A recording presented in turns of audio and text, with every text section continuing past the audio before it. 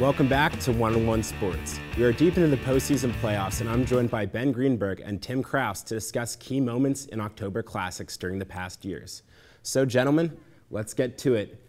Curt Schilling or the classic Roger Clemens 15 strikeout performance. Ben, let's hear what you have to say. Well, considering Schilling was playing hurt, the performance was excellent by the Red Sox ace.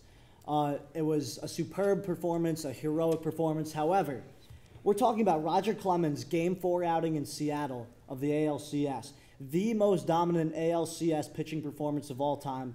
Let's make something clear. Schilling went 7 innings and allowed 1 earned run, which is a good outing, but nothing we haven't seen before. Clemens threw a 1-hit, 15 strikeout, complete game shutout, and the 1 hit went off Tino Martinez's glove. He was 2 inches away from a no-hitter. I'm going to stop you right there.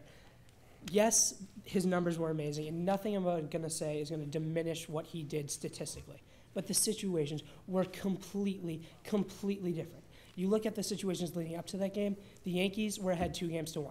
Win or lose, they will still play baseball. It was not an elimination game. There was not a lot of pressure on Roger Clemens in that game. And yes, he pitched amazing, and he had a great performance, but the situation is different. You look at the Red Sox. They were down 3-2, facing elimination, going into a hostile Yankee Stadium, facing the most potent offensive lineup in the game. Their bullpen was spent. They lost Game 3, 19-8. They used a lot of pitchers. Game 4 went into the 12th inning. Game 3 Gentlemen, I'm sorry, Ben, but I'm gonna have to agree with him.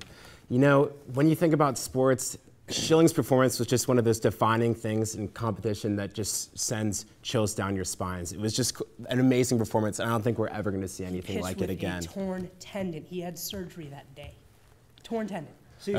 Okay, moving on from pitching to batting. Which batting performance was more impressive? Nelson Cruz's performance in recent years or the classic David Ortiz? There's no question that what Nelson Cruz did in 2011 was unbelievable, but it just... look at the numbers. He was very similar to the performance that David Ortiz had in 2004. Ortiz, and that's his series, hit .387 and had 11 RBIs. Nelson Cruz hit .364 and had 13 RBIs in that series. So Ortiz had the higher average. Cruz had the higher RBI total. They both had 2 amazing clutch moments. Nelson Cruz had the walk-off grand slam and the go-ahead home run in Game 4. David Ortiz, though, with his team facing elimination, put the Red Sox on his back and prolonged their season. In Game 4, he hit a walk-off home run with no one on base. Had that game gone down further?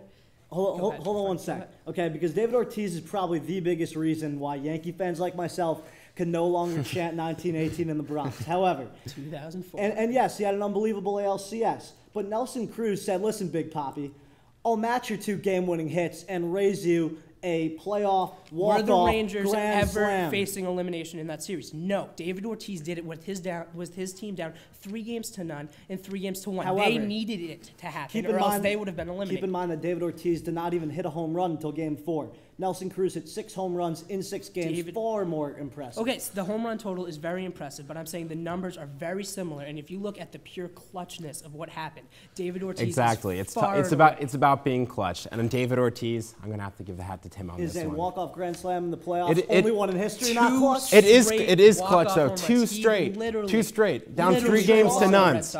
He's the only reason he took it to New York. Okay, well, I think we can agree that they were both great. Well, moving from the good to the bad, what was the most boneheaded decision during the postseason? You know what I'm going to do? I'm going to say this is a trick question. I'm going to defend both of them because neither one was boneheaded. Neither one was boneheaded? No, it was not. Neither one was boneheaded. I will tell you why. Go for it. Bartman, first of all, the Cubs let up 8 runs in that inning. It's not Bartman's fault that Alex Gonzalez booted a potential inning-ending ground ball, tailor-made double play ball. Now for Grady Little. It was ALCS Game 7, 55,000 New Yorkers, rowdy, chanting from every corner of the ballpark. You think Pedro Martinez was tired in that situation? Absolutely. Did you watch that game? Pedro Martinez was fatigued, and honestly, what are you doing? You're going into the 8th inning of Game 7. You go to a setup man to get to your closer. Martinez had already pitched over 100 pitches. He had in the bullpen Scott Williamson, who pitched 4 perfect innings against the Yankees in that series. He also had Mike Timlin, who had yet to give up a hit in the postseason. Hold on 1 second there, because Pedro Martinez started out this game with his fastball at 88 miles an hour.